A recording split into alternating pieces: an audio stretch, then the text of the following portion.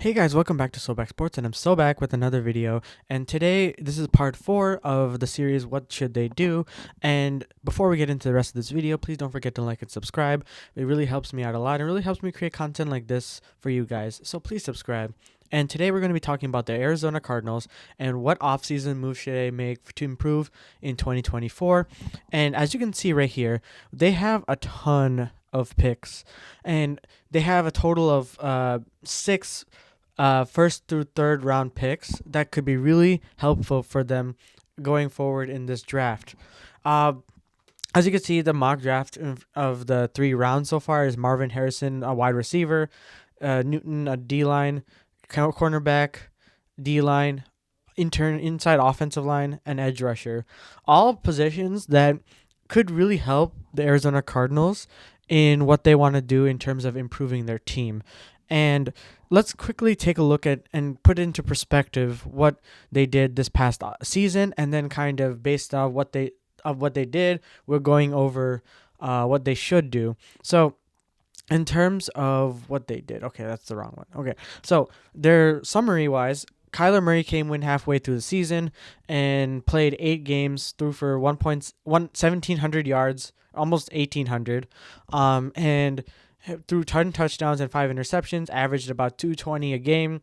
And early half of the season, it was Joshua Dobbs, and Clayton Tune was also playing, but it was very minimal to say the least. But yeah, Joshua Dobbs held the fort down until Kyler Murray came back.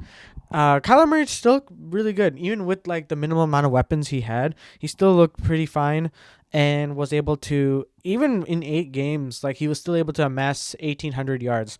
And the team as a whole, I feel like there are holes, but like I feel this season was able to shine a light on some key players. Like for example, their leader in receiving yards is Trey McBride, and he burst into the scene as like a receiving tight end and was like Kyler Murray's like go-to receiver, and it opened up the offense a little more. It implemented a lot of blocking and implemented a lot of plays where the tight end was involved, and he looked really good, especially like the latter part of the season. A lot of the touchdowns that Kyler Murray got were from Trey McBride, and he finished the season with 3 touchdowns.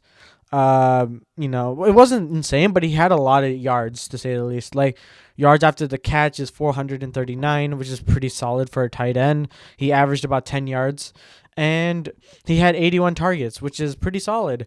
Marquise Brown, I'm pretty sure he was like pretty, like he was okay. He was like their leading receiver as a wide receiver, but barely, because he had Michael Wilson and Rondell Moore, who took the majority as well. Overall, their wide receiver room, after letting go DeAndre Hopkins earlier in that offseason last year, to the Tennessee Titans, like kind of took a hit in their wide receiver room, and they had to rely on others to step up. And James Conner, their running back, he got 1,000-yard season. He really did good near the end of the season as well. He had 7 touchdowns, 80 yards per game almost, and they implemented the run game. They utilized their receiving yards based on what they had. And essentially what they need to do is implement more wide receiver talent. And you can do that by getting a Marvin Harrison Jr. and develop, or a wide receiver, like if Marvin is taken earlier, you get a Rome Odunze or a Malik Neighbors, anything from young wide receiver, and then also get a good wide receiver in the market. So let's see right here. Okay, so in terms of cap space, they have a lot. $44 million can do numbers for you in terms of what wide receivers you can get. You can probably backload the money for like a really top wide receiver. I don't know who exactly. I know like if there are wide receivers available, maybe go and get like, I don't even know who's available, to be honest. So if you can find a wide receiver that's pretty not gonna break the bank, I definitely go for that, and then build your offensive line through the draft, build your D line through the draft, and cornerbacks through the draft, because you have a ton of picks. You can probably knock a few down in terms of like sleeper picks in the later rounds, and you can build a solid offensive line. Am I gonna say that their outlook is to make the playoffs next season? No, they're probably gonna be like a mid-tier team, but they have tremendous upside going forward. They will be a force to reckon with, because keep in mind, Jonathan Gannon, their current head coach, who did pretty fine with the 4 games that they won. Because look, let's go to. Oh wait, no, they're already here. Okay, so the games that they won per se, like they beat Dallas, they beat Pittsburgh, they beat Atlanta, and they beat Philly. Philly at that time was pretty garbage, to be fair, but majority of their games are pretty close. Like, I'm trying to remember what games were close, but they held it. I'm pretty sure against Houston. Let's see. Oh no, it doesn't show that, but they were still able to win big games like against Philly, and Dallas was a huge win, especially with Joshua Dobbs as their starting quarterback. They still can, with the talented roster, they can definitely make a push for a couple more wins next season. And building a young squad of talent can definitely add to that. And in terms of their spending and salary cap breakdown wise, like in 2024, majority of it's going to quarterbacks, running backs. So like you have a lot of money to spend in terms of your running backs. Your wide receivers is definitely an area you need.